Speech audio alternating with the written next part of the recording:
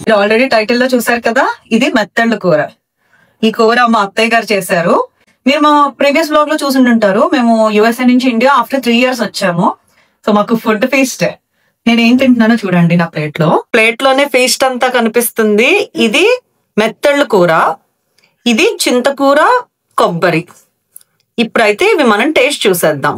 అంటే ఇలా చిన్న చిన్న చేపలు ఉంటాయి అండ్ ఇది గ్రేవీ కర్రీలా చేసుకుంటాము. ఇప్పుడైతే దీని టేస్ట్ చూసేద్దాం.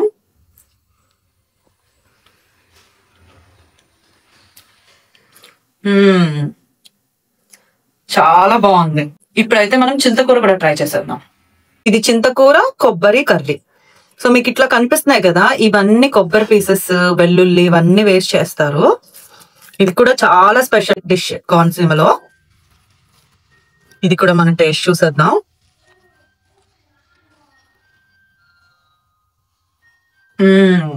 పుల్ల పుల్లగా, కారం కారంగా చాలా బాగుంది. అత్తగారు చేసిన చింతకూర అండ్ మెత్తళ్ళు అదుర్స్.